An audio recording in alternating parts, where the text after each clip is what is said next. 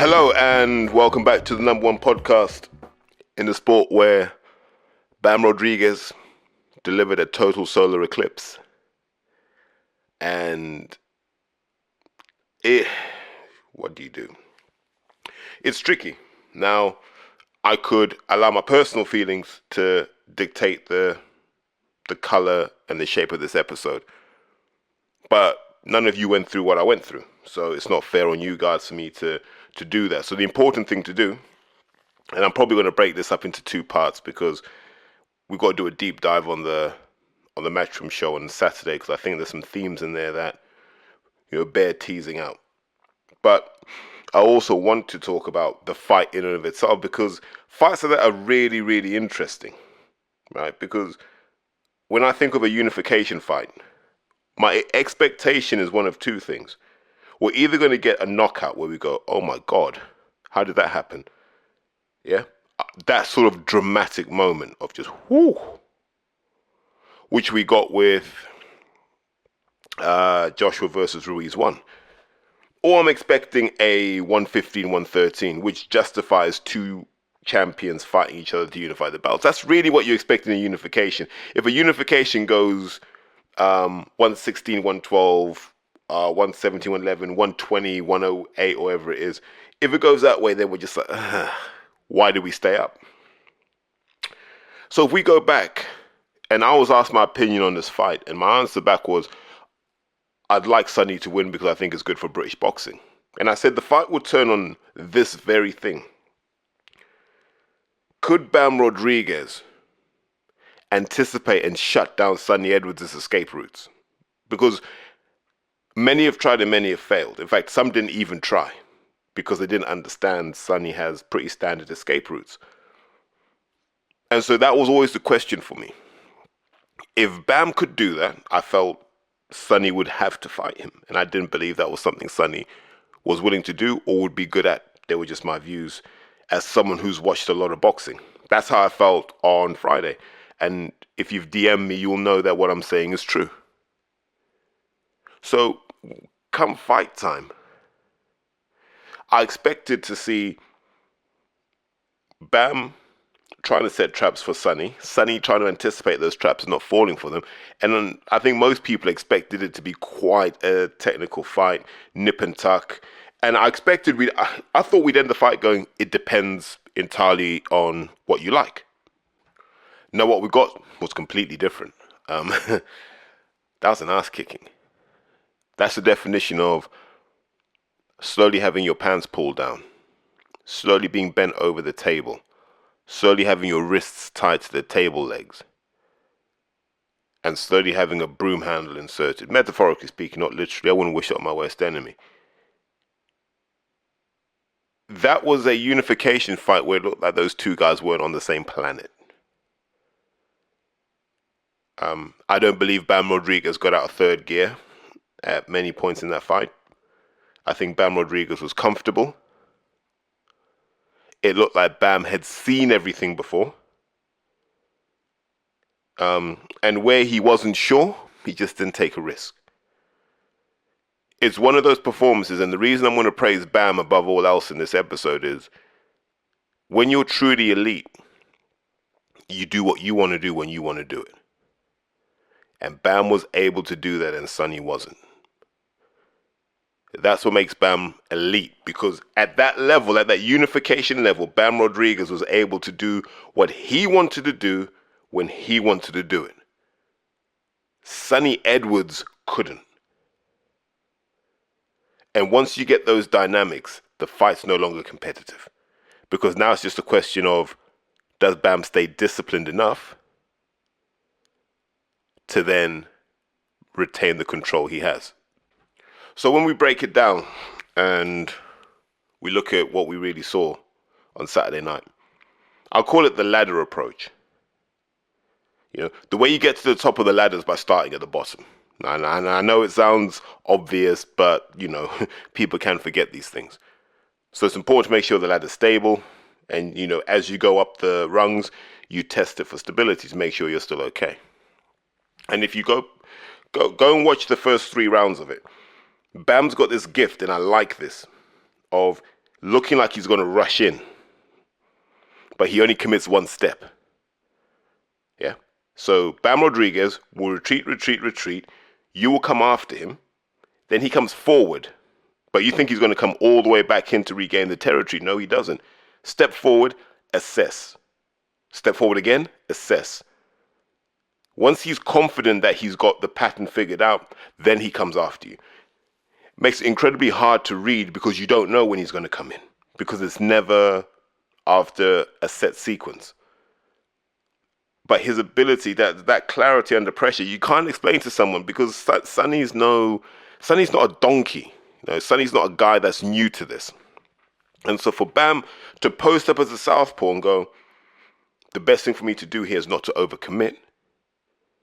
He's done all the talking about the performance he's going to put on, so the pressure's on him to perform. Because Bam likes it when you come at him. Yeah. The minute you let your hand, any shot go against Bam Rodriguez, that's when he does his best work. So what I found interesting was, on top of that unwillingness to commit, he posted that beautifully as a southpaw, where he said, I don't know which way Sonny's going to go, but I'm going to shut down one avenue, which means I've got control of these variables about where he goes next. And so if you notice, he was able to shut down Sonny's escape route down the left, which left Sonny with only a right-sided exit. And then here's the beautiful thing about that. Instead of aiming for the head where most people go and most people miss, Bam just started with the body. Like I said, the ladder approach. Get your fundamentals straight, then start working on the body. Once you get dominance in terms of the body work, then we start looking upstairs. And there was a point in that first kind of third of the fight where Bam's thrown a straight left at Sonny's body, and Sonny's reaction was the kind of one where you're like, oh, it was like an Usyk reaction to a body shot, where you're like, I don't think he likes that. And I think that gave Bam the hope and encouragement to carry on. And I think that's what was starting to chip away at Sonny, starting to slow the legs down a bit. And I know we'll come on to it later when we talk about the eye. But Bam was so preoccupied with going downstairs. Upstairs was just a distraction so he could get down there. So he was really using his southpaw jab to keep Sonny fixed and make sure Sonny couldn't move to his left, and then just go into the body. And his gamble was clearly that as Sonny started to slow down, that's when the combinations would come. And so it was literally, it became a fight of two halves. First 5 rounds, Bam was trying to break him down, trying to establish control. Bam figured out pretty quickly that Sonny wasn't going to hurt him, right? And so at various points in that fight, what Bam was able to do was say, hey, Sonny, I'm going to get you on the ropes, and I'm going to let my hands go. And that's going to ask you a question. Do you want to stand and trade with Bam Rodriguez? And you could see from Sonny's reaction, he's like, nah. That's not my path to success. So now put yourself in Sonny Edwards' shoes. You're there going, I can't outpower this guy. I don't have enough power to keep him off me. He's not as basic as I thought he was, because all of these places I used to find safe harbor in, they're not available to me anymore. So Bam can box how he normally boxes because he knows there's no threat coming back. Sonny can't, because all of a sudden that fluidity's gone because his options have been limited. And it doesn't look like they prepared for that. It looks like they prepared to use the full perimeter of the ring. And Bam was like, nope, I'm not allowing that. And so there were many times where you saw Sonny caught on the ropes, which doesn't normally happen, because he can normally make a clever exit out to his left. And Bam was like, nope, not tonight. And then when he was trying to make the exit out to the right, there was a right hand to the body waiting for him. This is all demoralizing. And you could see there was a point when, midway through the fight, Sonny's gone, right, I'm actually going to have to see what I can do here. And Sonny goes after him, but it was all hitting, all those shots he was throwing, hitting arms, hitting gloves, hitting wrists. It wasn't clean work like we're used to. But what Sonny was trying to do was make a stand. And Bam was like, nah, that ain't going to work. Reestablished his physical dominance over Sonny again. And what you start to see, sort of the latter 3 rounds of the fight, were those cuts starting to have that psychological effect on Sonny, where he's like, yeah, I might be running out of time because the corner were heavy on the Vaseline, heavy on the cut work. Doctor was having a look, and so Sonny realizes I can't get away from him. Yeah, because if he could get away from Bam, he could have tried to not coast his way, but move around the perimeter of the ring for the rest of the fight. Don't take too much punishment around there. And I wonder, and I might be wrong on this, was he going southpaw at those points where the eye started to hurt him? Because when Bam first saw the damage to the eye, he started to jab to it, and then Sonny started to switch. Right? So Sonny started to switch to southpaw to give himself a bit more distance. Maybe that was a double vision. Maybe he needed that distance. I don't know. It'd be interesting to hear Sonny's view on it. But you look at that fight, and at no point was Bam Rodriguez in trouble. I'm loath to say it was a sparring session for him because I think it was at a higher level than a sparring session. But it wasn't his hardest fight. I think Cuadras probably gave him a harder fight. I think all the guys after Cuadras probably gave him a harder fight. But it shows how exceptional Bam Rodriguez is, that wasn't a hard fight. And it's been hard fights for people who are no mugs. They may not be world beaters, but they're no mugs. So then we look at that last round, or probably the last round and a half. And everyone who saw that fight saw that Sonny wasn't moving. And that's when you saw Bam start to definitely rise up the ladder. You start to see the classic Central American approach to boxing. So a lot of lead uppercuts going into hooks to the body, then hooks to the head. Patterns of punches you're not necessarily used to when you're a Brit. And, when you're taking those shots on the chin, the vibrations are going through to the eye. So if the eye is fractured, you're feeling this. So actually the pain's being amplified because even if you're catching the shots on the glove, it's hitting the eye socket. And Bam's figured out, I just had to keep touching him. And this is going to get very uncomfortable. Then it's just about how much of this Sonny Edwards wants to take.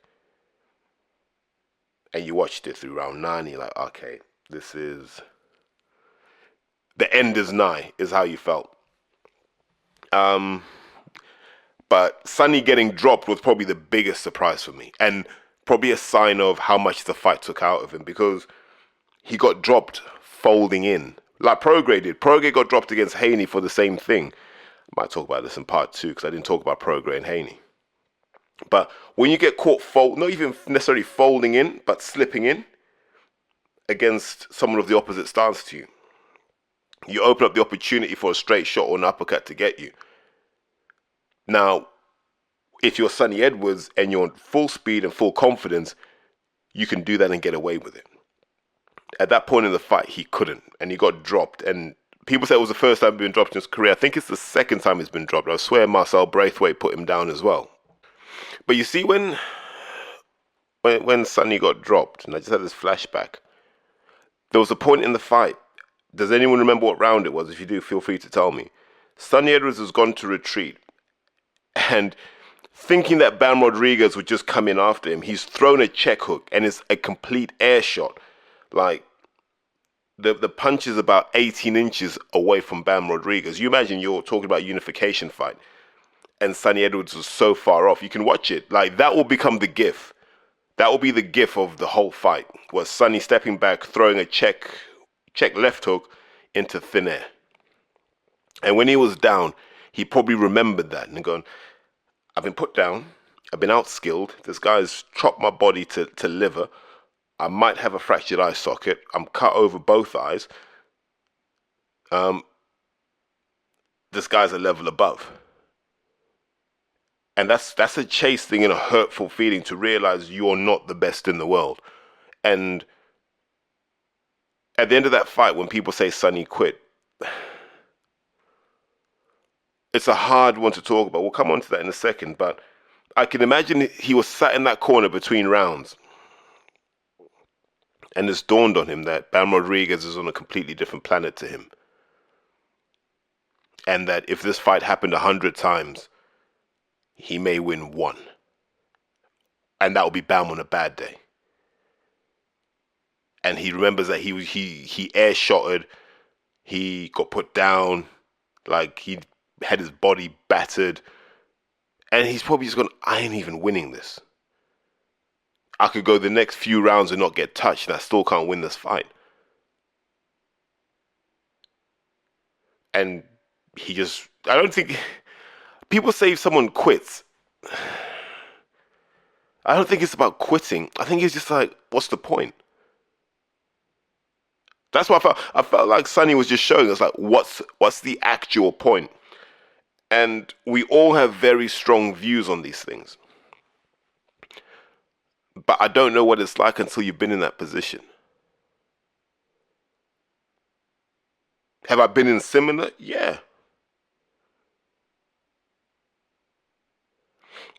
Yeah, I can remember, and it's probably quite appropriate I'm talking about this. I remember we were playing rugby. I was in the Colts at this point, right? Playing for the Southwest.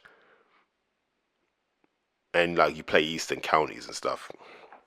And there was a clash of heads. And so my nose is broken, and like you can start to see the swelling form around my eye as well. And my face is a mess, and I can feel it every time. Physio comes, resets the nose. It's still bleeding. And they were like, mate, you can come off if you want. It's my second game for the Southwest. Like, it's the only thing I ever wanted in my life was to play for the Southwest, because everyone had always talked it up, and I'd been told I'd never get to that level. And I carried on playing another 30 minutes. But that's different, because you can find rest points in the fight. You can find rest points in the game where you're like, whew, they can go and deal with that. I'm gonna just be out here between the centers being a decoy runner for a bit. Right? You can do that. What do you do? Like, it's almost like dislocating your shoulder as a hooker, and you got to scrummage and scrummage and scrummage again. I don't think you can. I think you got to tap out and get off the pitch. And I think it's the same in boxing.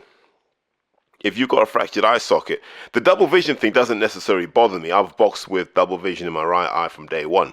I've done everything with double vision in my right eye. It's fine. But I've had years to calibrate. He didn't.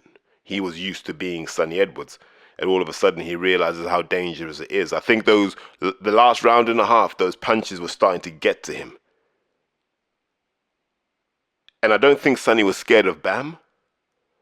I think he was scared of getting put out on the canvas, laid out. I think a lot of these boxers, we say they quit. And I don't want to say they quit, because I don't think boxers quit. Like, they go through hell to do what they do. I really think boxers fear social media. What do they call it in American sport? They don't want to be that poster. So you know when you see these NBA dunks, and the guy basically dunks over somebody. Basically, you get a guy's balls in your face. And no one wants that in the NBA. Like, if someone does that to you, like, you got to body slam them or something. And I think boxers are genuinely scared now of that kind of social media effect, that they're going to have to see that knockout replayed over and over and over and over again. And so they go, nah, I'm not going through that. I feel that was Joshua in the Ruiz fight. I think that was Joshua in the Usyk fight. I think that's anytime he's been on top for Joshua, I think his fear isn't his opponent. His fear is that he's going to have to live with getting put on his back. And it'll be a meme, and it'll be a gif, and it'll go all around the internet. They'll put a soundtrack to it. They'll put some motivational talk behind it. Like, you'll never escape it. Your family will never escape it. And sometimes it's better off just saying, guys, kill the fight. We ain't going to win this. Kill it. Is that quitting to me? No.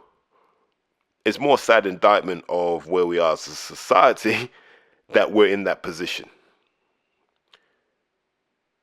Well, no. Stop. So let's run that back.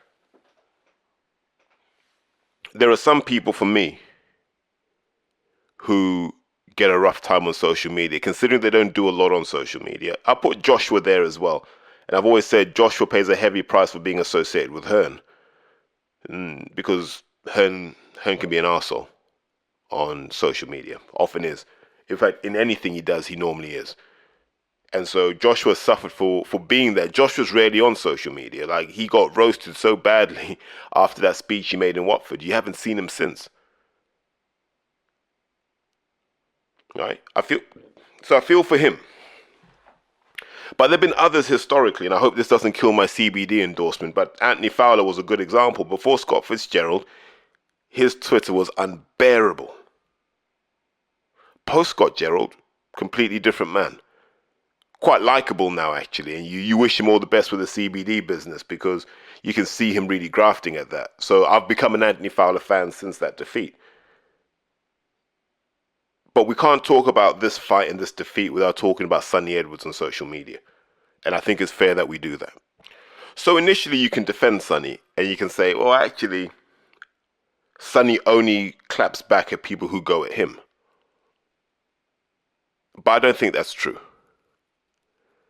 If you look historically, Sunny has involved himself in situations that have nothing to do with him.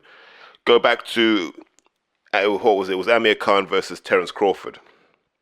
And, you know, he was telling his followers that Amir Khan quit against Crawford. He called him a quitter. And, you know, he argued with people about that. Don't forget the young kid from Milton Keynes or Bletchley that he bullied, 15-year-old kid that he bullied. We also don't forget the time he went on Facebook, on Insta Live, and people said, do you take drugs? And he started clapping back and getting needlessly aggressive with young boys. They were just young junior boxers. Let's not forget what he did with Shane McGuigan. And the list goes on, Curtis Woodhouse. Now, I don't know how many of these guys have antagonized him elsewhere. That's for him to answer. But when you're that visible on social media, when you're that confrontational on social media, when you're that guy on social media, when you slip up, you got to expect it all to come back. So I've seen guys like Dave Caldwell try and criticize and castigate Curtis Woodhouse. I don't agree with that. I think Caldwell should mind his damn business. I think Sunny knows what's coming. His little army of grasses and rats who feed him information, they know what's coming. Because that's the nature of this game. You can't run away from it. And the problem he has is he can't come out swinging anymore because you're not the guy that you told your fans you were. You were scared of social media. You're on social media dishing it out, and you were scared about getting laid out on your back. You were afraid of what the social media community would do to you. You were afraid of what those you wronged would do to you. There's an old expression, isn't there? Be careful how you treat people on the way up, because you're going to see them on the way down. And Sunny Edwards right now is on the way down. And the reason I say that is, as long as Bam Rodriguez stays at flyweight, there's no point in Sunny being there because we know he ain't anywhere near the best.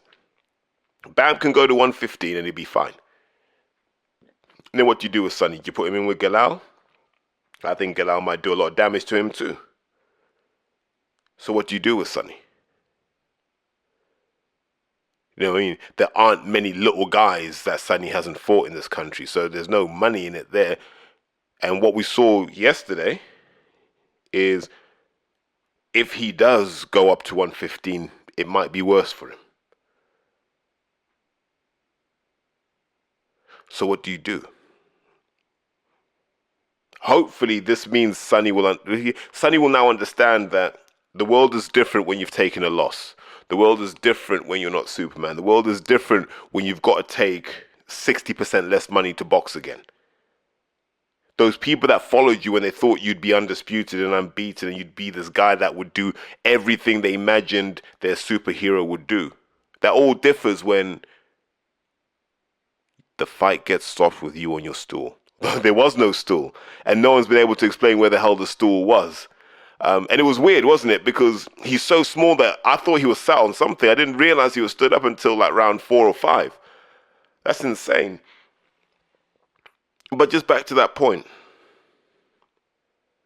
We've all had to go through the social media education, which is be careful what you say, because when it's your turn to take it, you need to have equally broad shoulders. Sunny Edwards said a lot of things to a lot of people. And I know people have been to that gym looking for him, and he hasn't been there. So this idea that he'll front out and face anybody isn't true. This is a reality. People have shown up at that gym looking for him. And they were told, please, please, man, it's just social media. People are trying to make peace. This social media thing's a dangerous game because one day you're going to bump into the people and you're going to bump into them while you're shopping, or you're going to bump into them in places where you don't have security or people watching over you. And you got to deal with those consequences. And he's going to live with that now. He'll tell you how great his life is and how he's living in a house he pays 750 quid a month for in rent and how he's got his family. And that's lovely. And on a human level, I hope he goes back, spends time with his kid, and just chills out, has a good Christmas. I genuinely do. But if he doesn't use this defeat as an opportunity to reflect and go, what should I be doing on social media? If I've got this many followers, what should I be doing for the greater good of the sport? If he doesn't use this as an opportunity to do that, it'll get rough for him on there. Because the internet doesn't forget and the internet doesn't forgive. So when people say to me, be kind, or I saw Hearn do an interview where he said, you got to think about this, you got to think about that. I really don't have to think about anything. I have to think about what he was doing. Because if you remember, I did an episode on how him and I had our disagreement. And I'll tell you what I said on Porky's Corner. If Sonny Edwards is as good as he's telling us he is, guys like Marcel Braithwaite, etc., are guys that should be out of there in 5 rounds. Yeah? Do you think Bam Rodriguez is going the distance with these guys? No. That was my only point. He got offended by that. Yeah? So I said 2 things. I said that, and then I said, Frank's plan is to build him up and then send him over to America to be fed to one of the Mexicans. I said this years ago. I said, that's the Queensberry plan with Sonny because there's no money for little dudes in the UK. So I said he's going to have to go and fight them guys like Chocolatito, Bam, whoever. It wasn't Bam back then, but Chocolatito, Quadras, Shusaket, Song Rung Vasai, whoever. I said, that's who he's going to have to go and fight. And he got offended by that, which is fair enough. And then he tried to do some kind of assassination thing. And, people tried to be like, yeah, I know this about him. But like I said, I fly so straight in this thing called boxing. There's no dirt on me, really. Because I don't do anything in boxing. I coach people. When people ask me questions, I answer the questions. And outside of that, I shake hands, I have a laugh, and I'm trying to be a good human being. But social media will administer the justice to Sonny Edwards that it deems worthy. That's not for me to say. I'm just here to say there's no point in trying to defend him because you weren't defending the people he attacked. And those people have every right now to take their opportunity. So we just park the events of fight night to one side. People are going to ask this question, what do you do next if you're Sonny Edwards? What he'll probably have to do, just considering he had a unification at 112, you can't hang around at 112 after unification. You got to move up. But what's going to be different at 115? Like, it wasn't like Sonny was peeled to the bone to make 112. So you're going to go to 115 where there are guys who will be peeled to the bone. But not only that, Bam's going to move up as well. And I've seen people tweeting that Sonny would beat Bam in a rematch. I'm just like, no.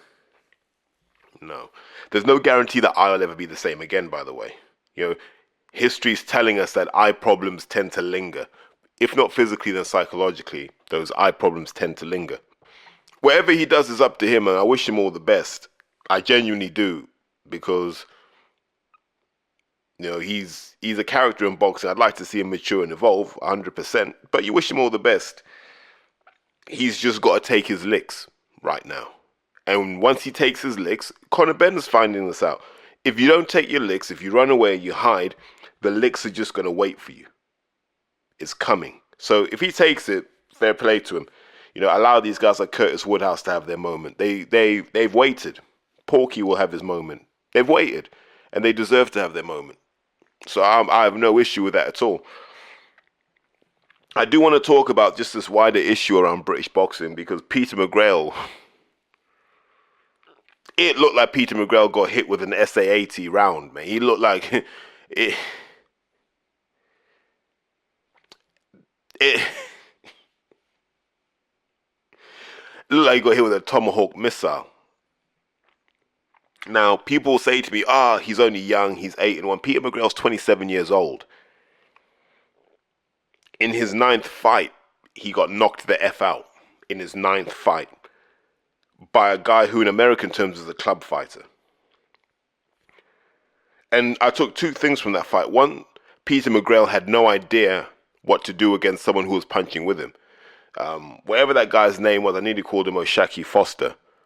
But whatever he's like Jermaine, I can't even remember, man. But nice enough guy, man. Like that seemed to make his night. The fact that he beat Peter McGrail. But I'm looking at all of these top level amateurs that we're producing and that we're hyping to high heaven. All of them, right? Without exception. These Cameron Vuongs, it was Cyrus Pattinson before. There's a Callum French. There's Dennis McCann now. There's the Frankham boy, Johnny Frankham. Charlie Frankham, I can't remember, but yeah, they're one of the Frankhams. You got this Leli Buttigieg, all these kids that they're all coming through, and they're meant to be amazing this, amazing that. We've bred a boxing culture of pretty soft kids. Great at amateur boxing, great at point scoring, right? Can score points all day. Give me 4 fast straight shots, bang, bang, bang, bang, bang, bang, bang, bang. Can do all of that stuff. They're all soft.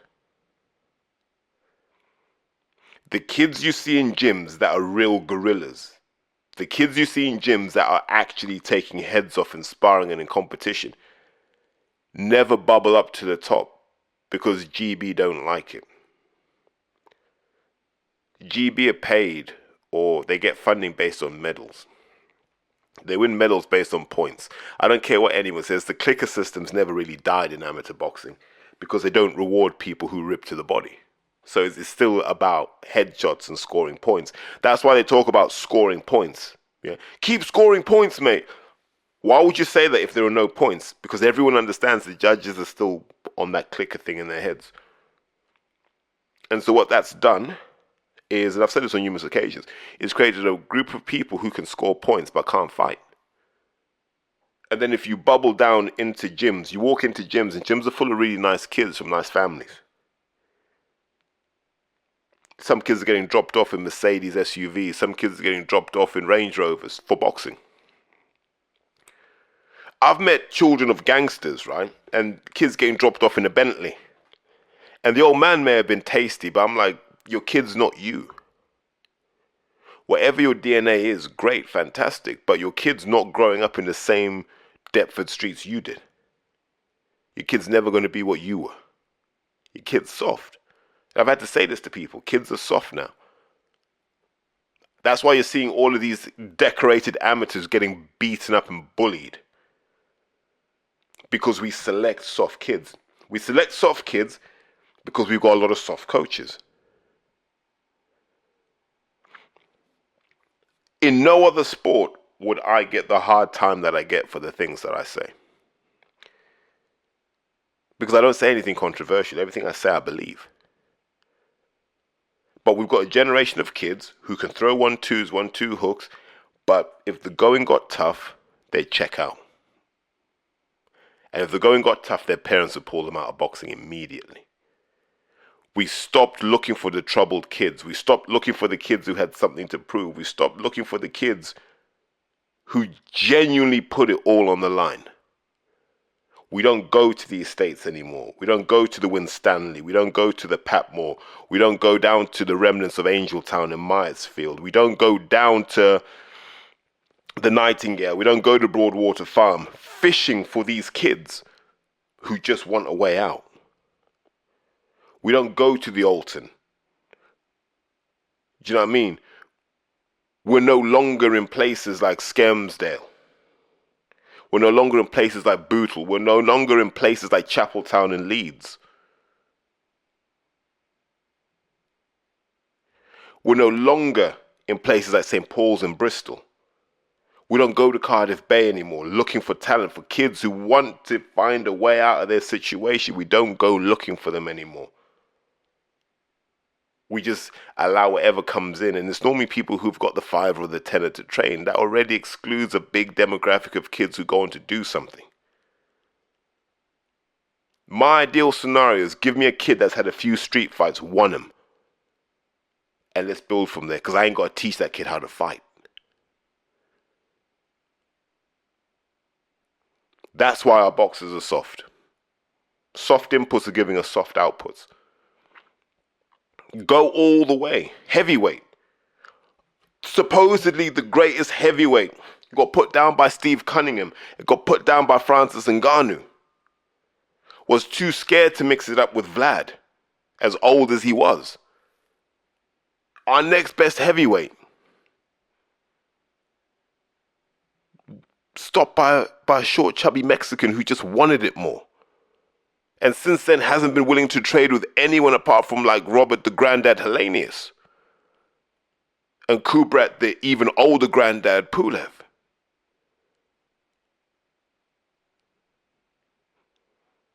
That's what we have. We have a lot of guys who are soft. No S&C is going to bridge that gap, by the way. No S&C makes you tough. Look, supposedly the biggest fight in British boxing was from 2 kids from private schools, the children of ex-boxers, kids of privilege, yeah, about to fight each other, have nothing really to fight for in life. That's where we're at. Where are the miscreants? Where are the maladjusted? Where are those people who found purpose in boxing? Why aren't they walking in gyms? The reason they don't walk in gyms is that the people coaching now have no access to them. The people coaching now don't walk these states anymore. They ain't local. Everyone's jumping on, oh, I got my level 1, oh, I got my level 2. All right, cool, but what the hell do you know about life? What do you know about boxing? What do you know about taking troubled kids and turning them into something? Nothing. And I've been saying this for a decade. And with guys like Peter McGrail, with guys like Sonny Edwards, with guys like Cyrus Pattinson, Callum French, all of these kids who are losing in a similar way. Not one of them banged their gloves together and said, if you're gonna stop me, you're gonna earn it tonight. Not one of those guys banged their gloves together, bit down to their gum shield and said, I just want a war now. How many Brits do you think could do that at world level? Just go toe to toe. We don't have a Carl Froch. You know, for all of his faults, we don't have a Bellew. Even a Hay. You saw Hay do that when his Achilles went. We talk about what's quitting and what's not quitting. That guy's Achilles snapped. I saw the scan. His Achilles snapped.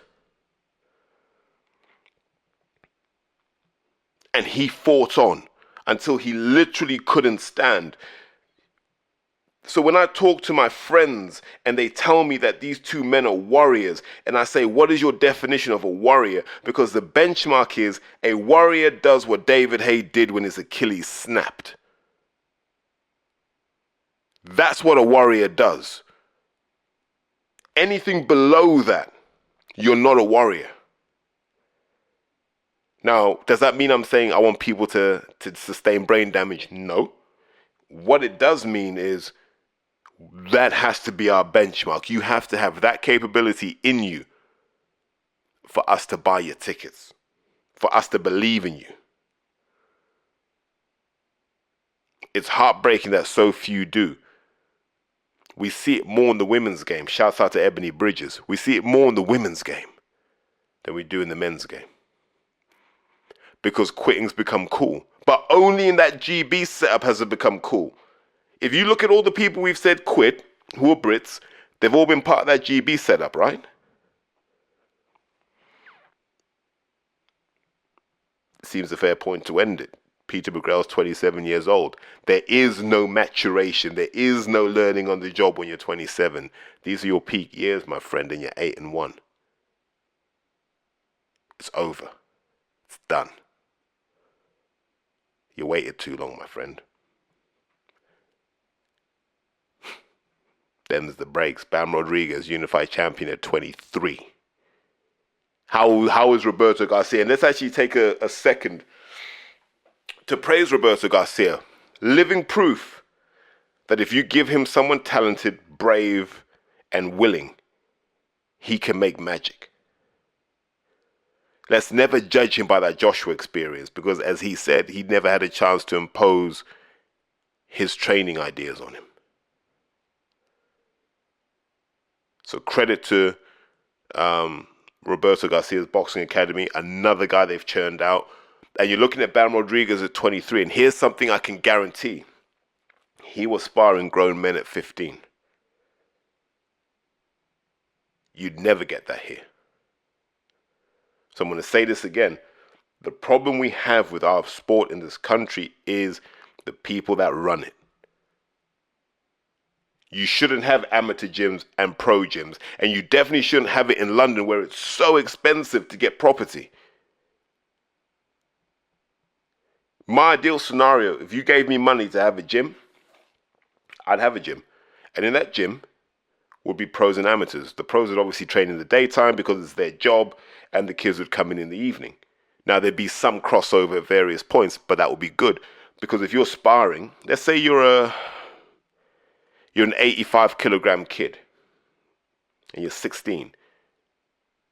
If you get to do 6 rounds with Isaac Chamberlain, your body's going to adapt to that level of work. You're going to get that hardness from having to resist those works because your body responds to the stress that it receives.